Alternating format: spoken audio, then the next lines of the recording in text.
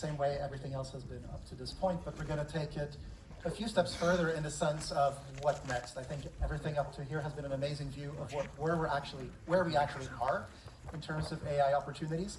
And where I want to go is to sort of see, okay, what are some possibilities in terms of what's happening next? My name is Michel. I'm a part of the Trend Watching family for almost 20 years, actually. And I have the privilege of working with investigating emerging technology and translating what that means to other organizations. And there's no better place to do that than when it comes to AI, obviously, and we'll see why I'm so excited about this. And the primary purpose we're here, of course, is because AI is affecting everything. Everyone's on board, everyone's convinced, and there's no longer the question of like, oh, will this or won't this? No, of course it's going to keep developing. The amount of investment going into these models and the amount of developer hours actually being spent on furthering these tools means this is not going away. I've been keeping a close sort of finger on the pulse for the last 2 years, writing a weekly newsletter about what's going on, and it's utterly remarkable sort of how much is actually happening and how little of a chance we have to do anything about it, if you want to look at it that way. The ideal audience, which is you guys, sits somewhere between having some technical ability of AI. So we're not going to discuss the differences between diffusion models and transformers, but you need to know sort of the basics. And I think we've covered that ground so far. It doesn't mean that it's an expert level technical talk, but rather it sort of alludes to that it goes in that direction. And similarly, I think we all here have something in common, which is we have some strategic responsibility when it comes to doing something with this. So it's not designed for actual developers, but as Eustace said, some of us are developing things, and I'm very much part of that. I'm a non-coder who's spending a lot of time coding nowadays, thanks to Claude and his friends. What I hope you get out of this, other than a ton of memes, is sort of helping you strengthen some of your technical and applicable skills, but also developing a long-term perspective of where this is heading and sort of what you can do with that long-term perspective. So ideally, we're going to start in the present and get all the way to artificial superintelligence, artificial general intelligence, and we'll explain what that is, of course, while we get there. To get a temperature check, let's see how often we're using AI. So there's another slide out, which should be on screen for you all, in which you get to tell me, so I get a sense for where we are, you get to tell me how often you're using AI. On a weekly basis, daily basis, are you, like me, using it right now? We get, most people are using it every day. A few are using it monthly and weekly.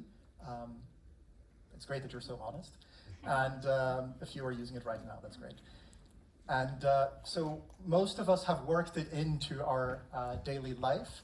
And sort of based on that, we can skip through this. Based on that, I feel more and more confident that you're ready for what we're going to talk about next. As I mentioned, I have the privilege of working with amazing corporations and government entities who are interested in technology and want to do something about it. And all of that sort of feeds into what we're going to cover here now, which is 10 very rapid chapters. We have 41 minutes to go through 10 chapters, so do the math, of where I sort of talk you through between why I think this change is only getting started and where this will eventually take us. And the fundamental building block when it comes to emerging technology is that of exponential change. Things get faster, and things get cheaper, faster. Some of us have heard of Moore's Law. There are other network effects that happen that take us into a future. I mean, this has been true for 50 years. It's not even recent. But there's a doubling of capacity every 2 years or so in terms of what computers are able to do, which also means that the costs keep coming down at the same proportion. It's the only industry where new models are actually cheaper than last year's model. You don't really get this with phones and vehicles. But when it comes to AI, it has been the case where new models are more capable and more affordable. And that means we have to keep constant check of sort of our expectations of these models.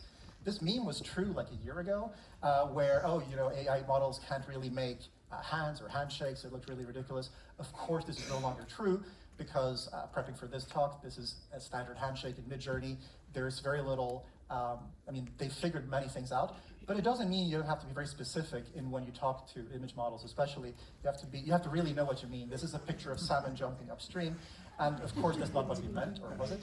But the fact that you have to be very literal in how you explain things ends up mattering quite a bit, because computers will do exactly what you tell them to, and it's not always that you meant exactly what you said.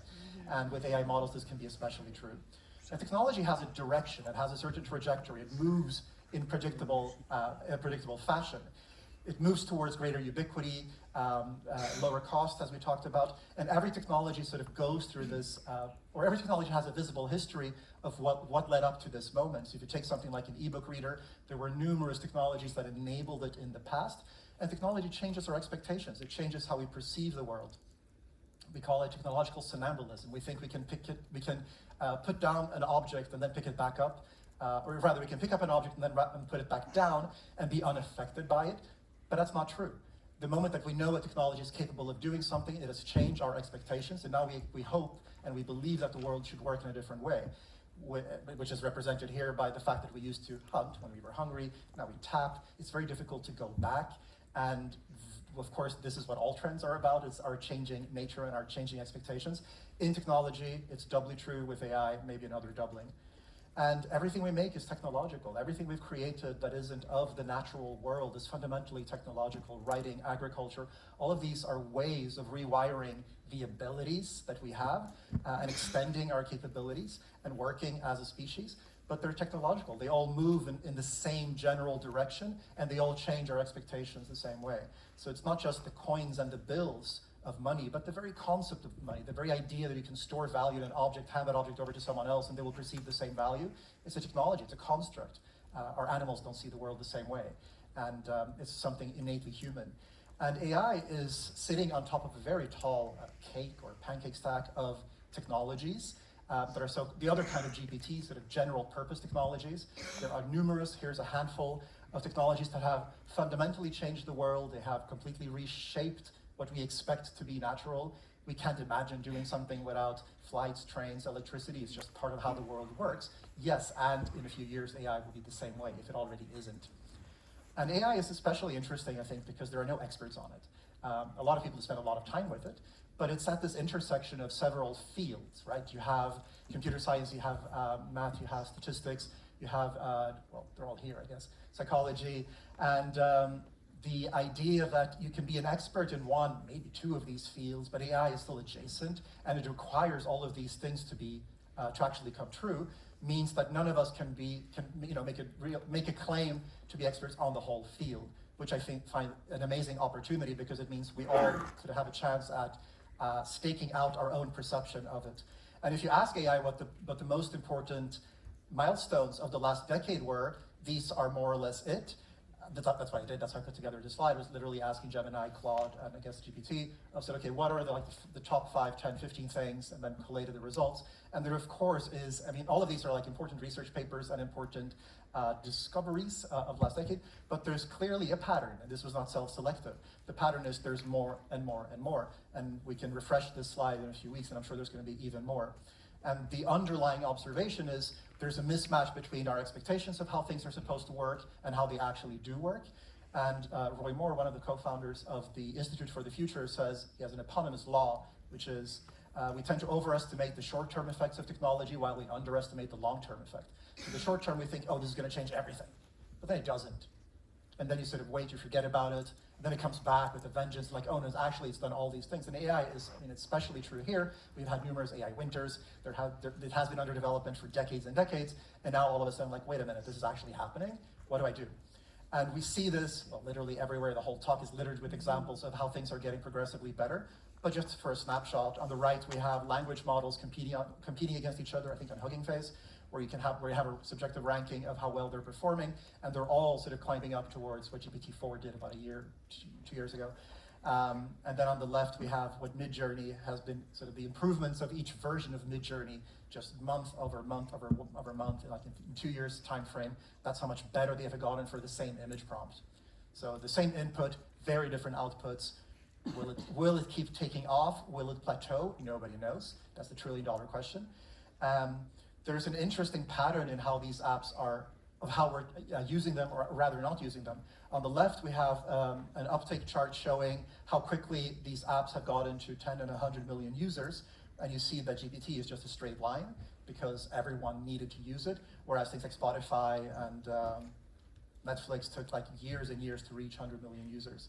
But that's on the left. But on the right, you see the 1 month retention. So people actually aren't using it very much. So everyone wants to try it, like there's a lot of FOMO, but the actual use cases are still being figured out. So the purple lines on the bottom represent some of these AI apps, and you see that the retention rates are fairly mediocre, which is another opportunity. People want to see it, but they still don't really know what to do with it, which of course is a wide open field. And this is my favorite slide. There are so many types of AI. We are singling out Gen AI because that's where all the growth has been in the last 2-3 years with diffusion models and transformers. But when we talked about AI, and we're going to talk about older kinds of AI as well, but when you said that your rice cooker has AI, you just sort of scoff and like, that's ridiculous. But it does. It's called a reactive machine. It's a form of reinforcement, well, not a reinforcement, it's a form of learning that observes several factors like the weight and the humidity or what have you of your rice. But it's a form of AI, and it's as true as all the other forms. We talk about AI in factories, we talk about AI for predictive maintenance, sales cycles, all of those are forms. And this is an important slide because when we come back to what I think AGI is, spoiler, it's a combination of these, it's not a single kind of AI. And if you're questioning sort of where to position yourself in the stack of opportunities, it's a very high-level slide, which to me, well, which is intended to say there are many, many places in which you can position your expertise. So each one of you has a different professional context and set of resources at hand, but not everything has to be at the bottom of the stack, which is sort of where the experience layer is. So when we have an AI embedded suggesting the next movie to watch on Netflix, that's a form of AI that is very end-user facing, of course, but there's so much behind it, and there's equal amount of opportunity at each one of these layers. So depending on who you are and what you're doing, not everything has to be consumer facing when it comes to the development of these tools, although there's usually a consumer facing aspect at the end of it. That was our first chapter. What's happening at the frontiers? I think this is maybe the key thing to keep in mind is because things are getting better, we have to have a good understanding of where we're at. Can we raise the lights a little bit? That would be nice, thank you. There's a so-called jagged edge of capabilities, which means that how we expect models to work is not always the way that they do. It's very difficult to have a mental state of what an AI should be good at because nobody really knows. We're all figuring this out. You have to spend time with them. That's why when you talk to Siri or an equivalent model, you expect it to perform well, but it's actually pretty dumb. At least if you sort of go beyond setting a reminder or something. Whereas GPT, in so many ways, but also other models in the past, have performed in the opposite quadrant. They were perceived to be fairly simple, but then like, wow, this is much better than I thought. And keeping this in mind is a bit of a challenge because we have to keep readjusting our expectations, but it helps to look at the current state of the art. These are all images, not a single photo. Actually, not a single photo in this presentation. Everything you've seen has been Midjourney. These are from Flux, different model. Video models we've seen, I mean, it keeps getting better and better and better. Top right, the Twitter meme of Will Smith eating spaghetti, that was a year ago, that video. And then, of course, it gets so much better in virtually no time. You can tell I spend a lot of time on Twitter. We mentioned wearables very briefly. I agree with Robbie and Eric in the sense of they're important, but not necessarily where the actual change will happen. Maybe more so here. Robots have been getting progressively better in the hardware space, but not so much in this, like in their competency intelligence space. All of that is changing now. So obviously, OpenAI is, I mean, their apparent long-term value prop is around replacing human labor. It's kind of in their mission statement and how they define AGI. We'll come back to that. So you're going to see a lot more of this. And a metaphor. Let's take a step back. What does it mean to use forms of intelligence? And let's sort of craft a little story around why I think this matters so much. So I like to talk about centaurs or half human, half horse is the metaphor, but we're going to see how that matters when it comes to intelligence. 25 plus years ago, there was a famous chess showdown between IBM's Deep Blue supercomputer and Garry Kasparov, the then grandmaster in chess in New York City. Kasparov lost, IBM won. They had played the previous year as well. IBM wanted a rematch. That was a great ordeal. And the whole takeaway was, oh no, now computers are actually much better than humans in chess. And there's no going back from that, right? We saw computers are getting better, they're not going to slow down. So what do? Well, what Kasparov did is he called up his chess buddies and said, hey, we're already practicing with computers. I mean, computers were obviously part of chess training since day one, well, not day one, but like for a while. And the fact that you can actually play with them seemed like a reframe of how to use computers. So instead of trying to go back to the drawing board and become a better player, for an upcoming tournament, he said, let's play together with computers. You play with the computer, I play with the computer, let's see what happens. And suddenly you created a whole new category of chess. Centaur chess, freestyle chess, advanced chess, goes by many names. This is lovely. He said it was as disturbing as it was exciting in his TED Talk, great watch. And for the past 20 plus years, the best players are in so-called blind matches where you don't see your opponent. They're not grandmasters, they're not supercomputers, they're Centaur players. They're people using any amount of computers in order to play against another opponent. So this idea of a centaur, we'll see it goes much further than chess. It's strictly true in chess where the best programs are according to ELO scoring, which is how you rank chess players. Human players can get up to like 2,900. Software, it's better than that, but then you have centaurs, which are human using those pieces of software, other software outperforming them. This too is a jagged edge, so this varies over time, but the metaphor remains. So at a very high level, you can see that centaurs help you grow your capabilities. They help you expand on what's possible, and they help you see more, or rather do more and more things, more so than was possible beforehand. So let's take it away from chess. Netflix purchased the rights to House of Cards about a decade ago, and they said, okay, how do we maximize our chances for success for what is arguably a very costly production? And Netflix is a data company, right? They now much more than at the time, but what they did is they observed the behavior of their users. And they say, okay, we know how many seconds you're hovering over each tile. We know which actors and directors and even which color palette performs best on IMDb data. So they correlated that with what their demographics actually wanted. So basically big data and data visualization analysis. But it was extremely successful. Their VP of content says it was 2/3 gut and 1/3 data. So you're not relying entirely on the data to make your creative decisions. But the fact that you are making creative decisions based on data is a big deal, and was up until that moment a very rare thing. And of course, the amount of investment that's going into original programming, not just for Netflix but all the others, is staggering.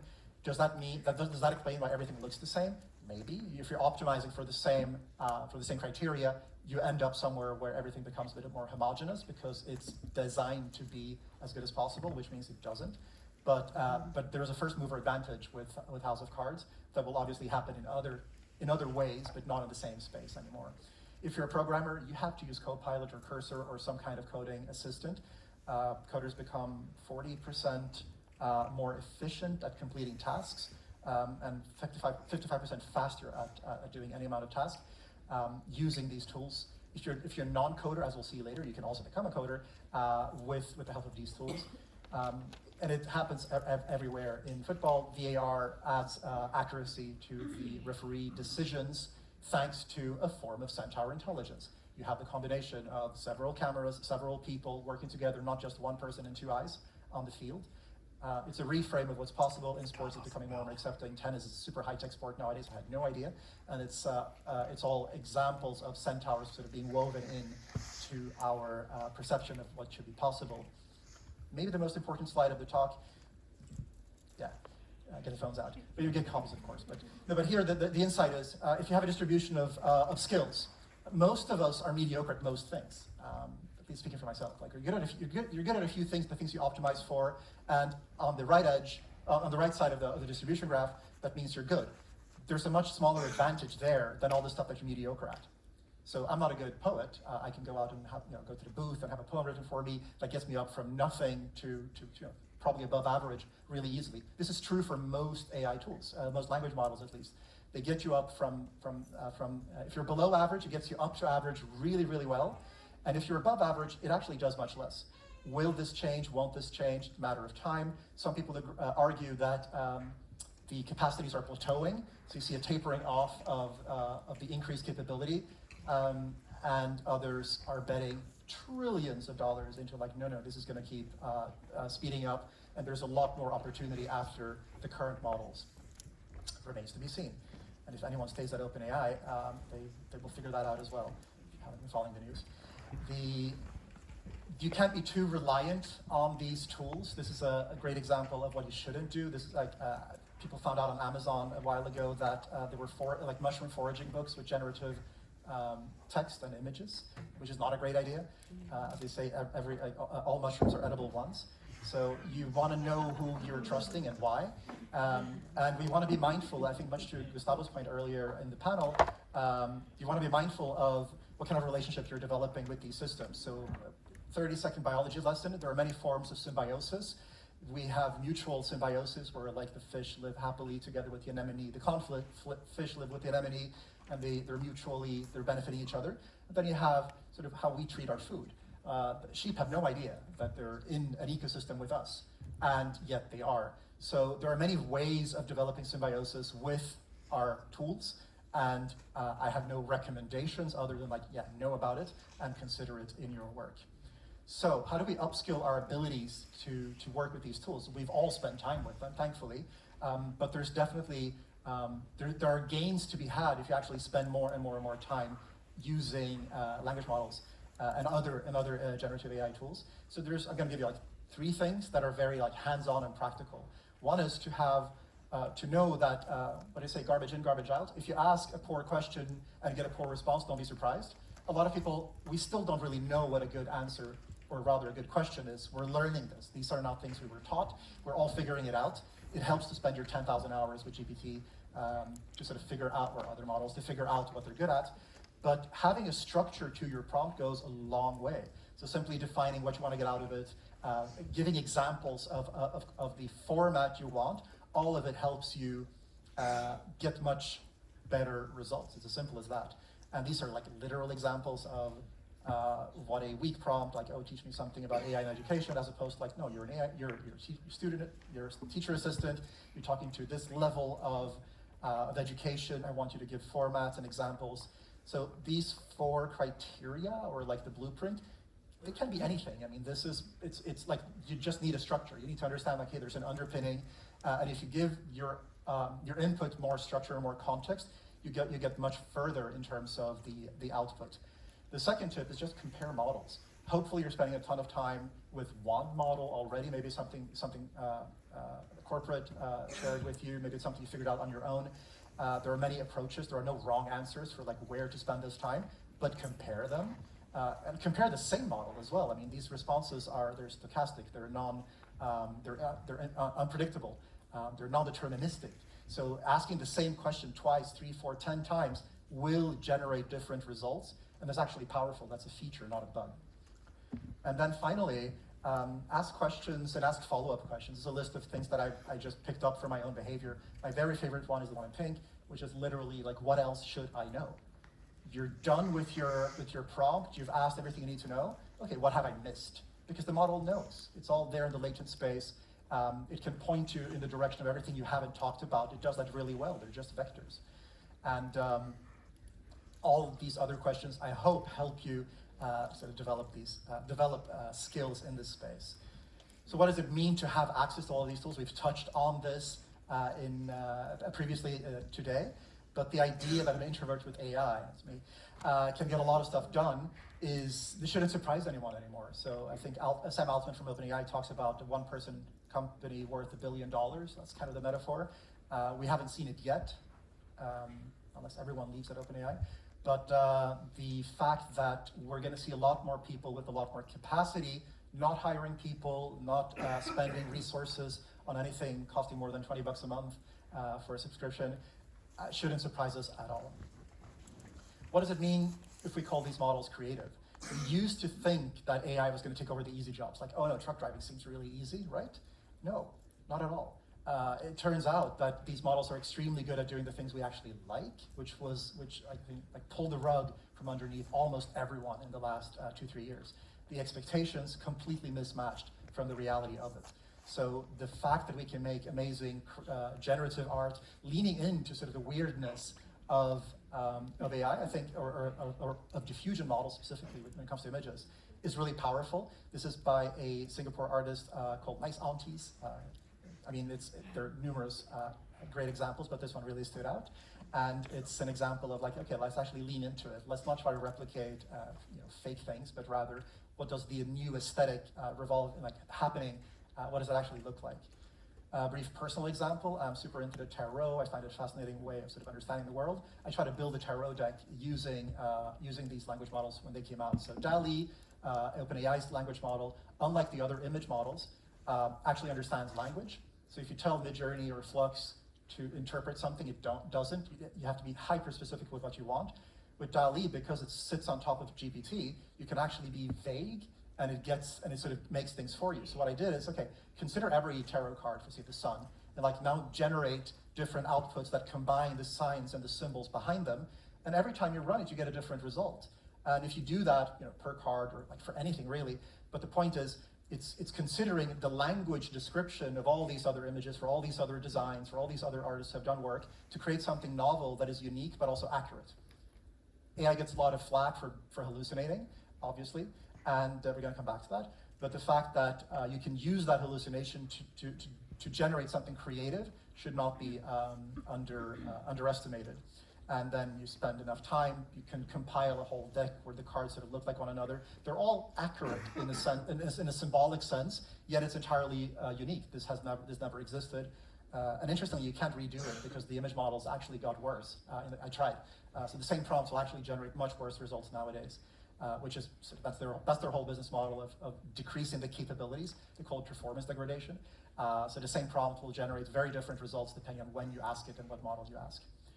But as we've seen in marketing, in branding, there's going to be a ton of creative applications. This was an ad from about a month and a half ago by Kakudrop, an Instagram artist, together with McDonald's in Japan, an official ad done with the whole AI aesthetic. It's impressive in the sense of like they're embracing the AI aesthetic and actually sort of leaning into it. And this I find hilarious. This is the Flux image model, which doesn't have safeguards. Unlike, you can't do this on DALL-E. But sort of using brands and famous symbols, we should expect consumers and people to just do a lot more of it, simply because they can, and what it actually, the implications of that are at least interesting. We can step up from, so we're taking it step by step, right? We talked about creativity, and a form of being creative is developing code with these models. And code is a language that is either right or wrong. There's no wrong poem, there's no wrong love story, there's no wrong book or anything, but there's wrong code, because code either compiles or it doesn't. And the fact that that happens, you have a language that can be validated, means that these language models are extremely powerful and capable of coding for you, because you can try and try and try again, or they can try, the models can try and try again until things compile and until things do what you want them to do. And this has not gone unnoticed by people. So Anthropic is going somewhere very interesting with their artifacts, which is what you have the image of on the right, which is now you can in natural language ask it to build something like a mini app.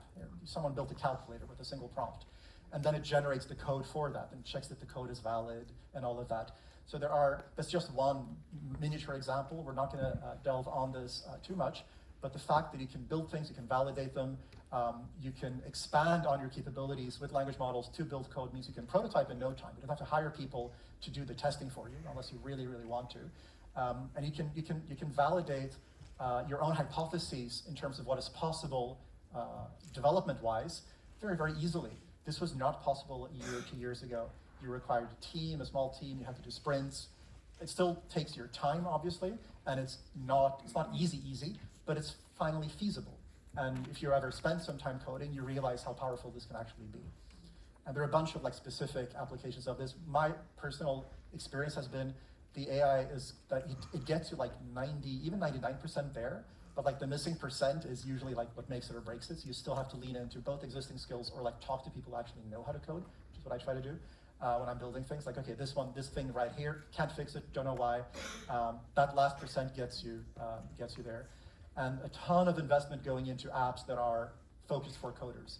I use something called Cursor, but there's Copilot by GitHub, and there's all these apps trying to build, okay, what's the intermediary between an idea and a product, and how can you shorten that time frame? So you have examples here of people drawing, you have apps where you can draw up user interfaces. Oh, I want the buttons to look like this. I want this to be a list, and then the AI fills it in, builds the code for you, and you can validate that particular prototype very quickly. Too many apps to mention, but I treat it more like a direction and a trend. Amazon's chief of cloud says they saved something like, 45,000 developer years mostly by removing repetitive tasks, I assume, but obviously this is where it's heading. So every developer department is aware, like, okay, you have to either be much more efficient with what you do, or consider the reality that there's going to be smaller and smaller departments. But then again, those people can do cooler and cooler things outside of the company as well, so it cuts both ways. The natural extension of systems that can code and build things on their own, to me, are agents. Eric mentioned it earlier, Robbie as well, of sort of what does it mean when a system can make decisions for itself and actually change its direction or its output based on what it's observing in the world. So at a very essence, an agent is an AI system that doesn't just respond to what you're asking it to do, but rather uses what you ask it to as a North Star, if you will, and then observes the outside world that has a feedback loop, and then makes new decisions based on what it's observing. This is really tricky to get right. There are very few examples of it, and where they do pop up, they tend to be very narrow. But for those narrow examples, we'll see two, I think, they're extremely successful, because if you nail that particular use case, like the drive-through, we'll see a drive-through example in a few slides, but if you get those use cases right, it can be extremely powerful, and there's very little going back in that space. So at a very abstract level, if you think about apps, traditional programs as being deterministic, in other words, they do what you want them to do, but also very narrow. They can only do that specific thing. You don't ask Word to write you a symphony, at least you shouldn't. But you have apps moving in the direction of sort of specialized agents is at the midpoint, if you will, between being fully deterministic and being completely autonomous. And they're also moving up from being very narrow to being more and more general. Very abstract, but I hope it clicks. And I think I'm almost certain we're going to see a lot of movement in this general, like this upward trend here. And that gets us to AGI, artificial general intelligence. It's a whole chapter, we'll get to it. But traditional apps are to agents what AGI is. Sorry. Agents are to traditional programs what AGI is to agents. So there's a progression of increased general abilities and increased autonomy, which feels weird. Like, we're not used to this. We don't really know what it's going to look like, but it's happening. There are several examples of, or studies done on, like, what's the degree of volatility for traditional labor in different areas and industries in terms of, like, their capacity to be replaced. I expect this graph, these numbers, to keep going up. It's a horrible thing to laugh at, because this is going to completely change the expectations and the nature of the work around us. And this is really not going away. So more and more, not only industries, but functions are becoming automatable. And once they are, like with, I think it's called Presto, this is an autonomous drive-through system. Like, the person ordering the burger has no idea they're talking to an AI, but there's no one behind the box. There's an MIT-backed MIT-backed company, so they specialize in this particular very narrow use case, and to get an agent that always gets it right. Person on the other side, the client has no idea, but it removes a lot of people from the equation and removes jobs which, in their own words, fast food chains are struggling to replace. These are undesirable jobs, in lack of a better word. So they're moving there. We're going to see a lot more of this in other fields. Most people have been sleeping on autonomous vehicles. Waymo hasn't. So that's Google's or Alphabet's company dedicated to autonomous driving. They're racking up miles. They're testing and expanding year in, year out. We should expect it to become fairly natural, maybe in a few years. It's like one of those things that sound very sci-fi-like until you actually experience it. It's like, oh no, this is how taxis should work. So where does that get us? We have 10 minutes to talk about the future. The idea of having a general intelligence as opposed to a narrow intelligence is a big deal. What does it mean to be general? What does it mean for an autonomous system to be able to actually move in more directions than what was originally asked for? Well, for starters, we don't have a map for how to get there. There is no consensus. There is no single definition of what AGI actually means. So there's a missing gap between where we are and where we're going. We can read in the tea leaves that, okay, maybe agents are one component of that, and maybe many types of AI is part of that as well. This on the left is OpenAI's definition, and this is important because their relationship to Microsoft is tied to this thing happening or not. So you can bet they spent a lot of lawyer hours getting the definition nailed down, which is autonomous systems that outperform humans at economically viable work, which is very, very, you can see that happening, right? You can see that happening in more and more fields and industries. We've seen some examples of it. This is their definition of what it means for an intelligence to be general and be able to do more than what our current models are able to. I think Sam Altman mentioned this week something like we're a couple of thousand days away, whatever that means, between 3 and 10 years, away from what they would consider this, AGI. And the timeframes, we'll see that in a bit, but the timeframes are actually getting shorter and shorter. What it means to be generally intelligent also means you have to be capable on many, many dimensions. So language is one dimension, knowledge is another dimension. This is a wonderful framework. One of my favorite philosophers in AI, Joshua Bach, highly recommend it if you want to sort of go down YouTube rabbit holes with him, interviews and things. This is one of the things that he talks about is you have to score highly on many of these vectors. It's not enough to just be very knowledgeable, right? You have to be able, there's interplay with people. You have to be autonomous, as we said, you have to be embodied. And this sort of cat-shaped figure on top of it is my attempt at sort of indicating where we are. So the underlying graph is his, the overlay is mine, I guess, where I think these models are extremely good at learning, for example. Representation by his definition, fairly low. They're very knowledgeable and so on and so on. So make of it what you will. But it's sort of my attempt, and we'll come back to this next year. Maybe it's gotten worse or better. I promise you we'll come back to the types of AI. Well, if you look at what AGI might be, my hunch is it's going to be a combination of all of these and more. Other types of AI we've barely figured out. Again, Gen AI has a specific history and sort of line of research leading into it. Other types of AI will be able to interact with these. That's what agents are. Remember, if an agent who can lean into other kinds of intelligence, you can bet that that's what they're going to do. It's kind of what happens behind the scenes when you do math in ChatGPT. Language models are crummy at math. It's not language. So they need to sort of lean in. They make their own apps in Python or whatever to do advanced math sometimes.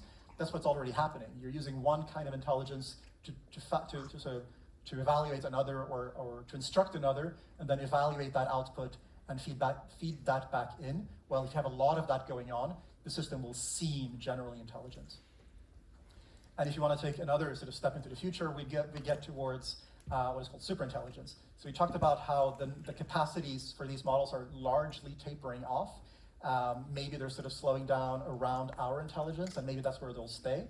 If they don't stay there, they'll move towards superintelligence, which means any of these models is actually way more capable than we are at any of these tasks. So now it's like, oh, if you're mediocre, it helps you maybe cook a better meal or weed your garden with more accuracy, because it knows what you don't know. But if you accept that ASI is a possibility, that means, wait, actually they're going to be better in ways that we can't even imagine. And this seems fairly likely. Prediction markets put AGI at around 2032, which is like a heartbeat away. And this number has been going down. So you have thousands of people voting, some of them putting money onto their bets of when we're going to see AGI. This goes back to the definition problem. If we don't have a good definition, how do we know we're there? And yet people are trying to anticipate what that's going to look like and when we're going to see it. And maybe AGI is already sort of putting its hands on the balance and saying, wait, it's actually here. We don't know. And in terms of speculative and provocative papers, this is a graph from a paper came out a few months ago by Leopold Aschenbrenner.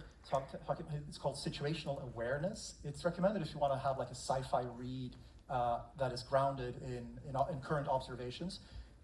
His argument, shared by many researchers, is, yeah, we're moving towards ASI, we're moving towards superintelligence, and there's obviously no slowing down, and we're going to see it in a couple of years, and here are like 100 examples of why that's actually happening. And the very reason I started a newsletter 2 years ago was this paper. It's called Sparks of AGI. So when GPT-4 came out, a couple of researchers at Microsoft said, actually, this shows sparks of AGI. So you ask it to do, you train it to do A, B, and C, and suddenly it's performing D, E, and F really, really well. So it's going beyond its program capabilities, which is a form of general intelligence. If it does what you asked it to, that's all fine, that's expected. If it does what you didn't expect it to, well, suddenly something's different.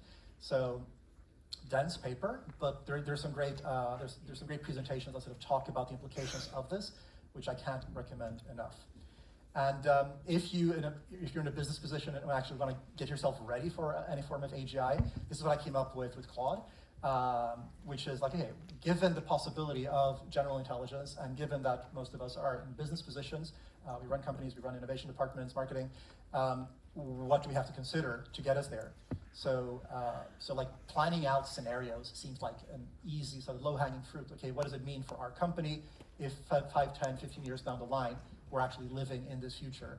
What are the signals of change indicating that we're moving or not moving towards that particular future? And so on. I mean, we're not going to go through the checklist together, but rather it's something, it's a takeaway that I believe is a good starting point for you to sort of be asking the right questions. And what does it look like if you succeed? The best example I can think of is Ant Financial, part of the Ant Group in China. It's a bank with 1 billion plus customers with 10,000 employees. My bank doesn't do that. They have this principle called 310, which is an application takes 3 minutes at most, 1 second so 3 minutes of like filling in data from the user, 1 second to approve, and zero human intervention. They have been betting on AI for over a decade, and the kind of company that becomes possible is at least interesting to pay attention to, because this is profoundly different from the banks that we're used to thinking about. What does that mean for other categories, industries, and sectors? What could possibly go wrong? We've touched on it in other presentations. I want to give you 5 concepts. You've noticed these cards as part of an online collection of vocab terms that I've been collecting about AI. So these are definitions that I've sort of identified the terms being used, and then try to use AI, of course, to summarize them and create images for them, as you would. So this become a collection of cards, effectively, and I've picked a few that represent this idea of risk the best, because there are numerous risks.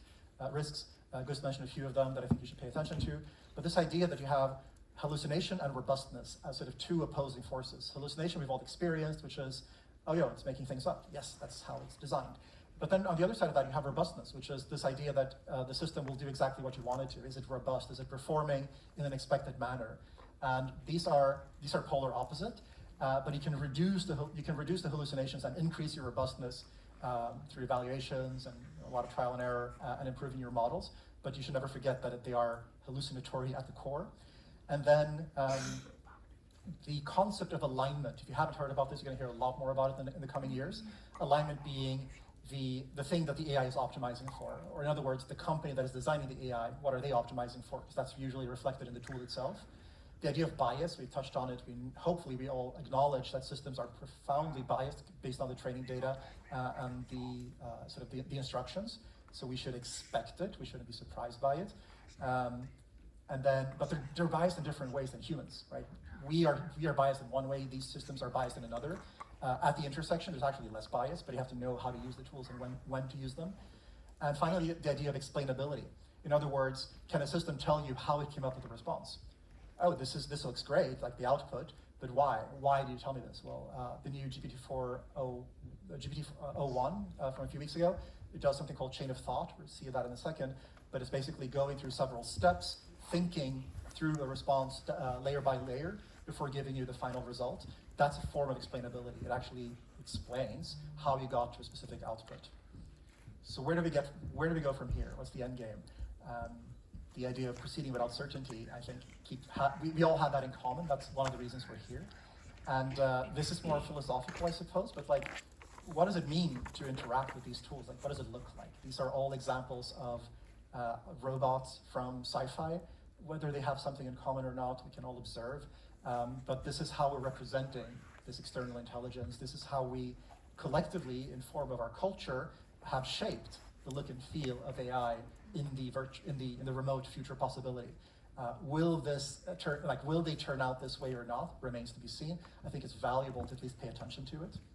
And I think we're seeing glimpses of AI. We're seeing sparks of it. We're seeing, these are all current examples. So robots, this is Jensen again. I think he's been on, he should be on the bingo card as well. We have examples of intelligence creeping in to more and more of our expected places of business, into our behaviors. And if we assume that we're going to see a lot more of it, then what are we going to see less of? What are we taking away to add more AI? Hopefully not this. Or, I mean, this is what every tool, I mean, I'm completely guilty as well of doing this, but putting AI into our apps, into our hardware, into our features, of course that's what we're trying to do. Is that the way forward?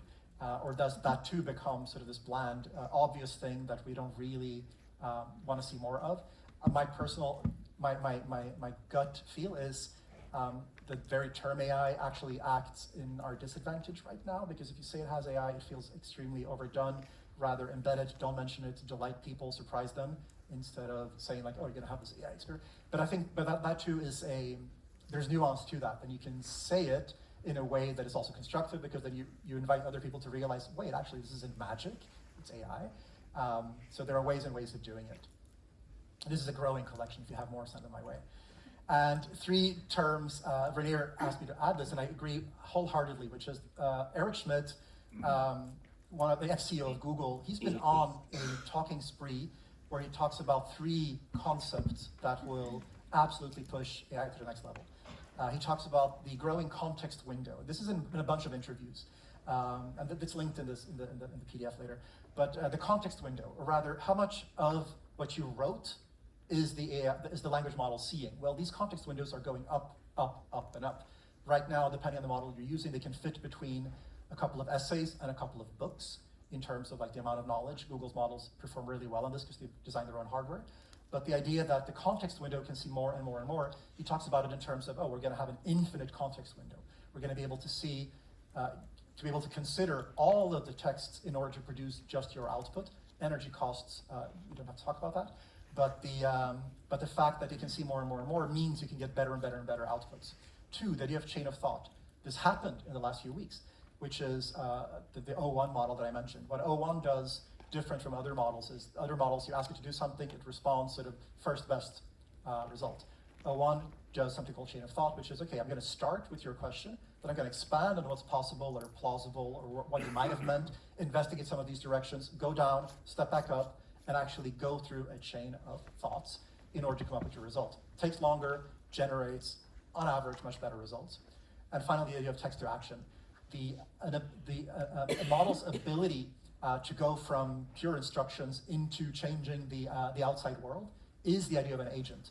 But in AI, it's called text to action, because we're starting as text, we're ending up with a physical action somewhere that was unforeseeable. The questions you want to ask yourselves are many, but I would recommend starting with looking at the data you have available. So if there are any takeaways from this, I hope there are many, but if there are any one, you should absolutely look at what data you have access to, because only your organization has that, or only your department has that, and that will always be your starting point. You're not going to build a better language model, arguably, but you have access to data that no one else does. Figuring out what you're looking to automate, second step. Not everything should be automated. The things that should, is it clear to you why? What happens if it's automatic? What happens if you don't have that person? Do you rely on that system? Do you not rely on it? Do you think the AI is good enough?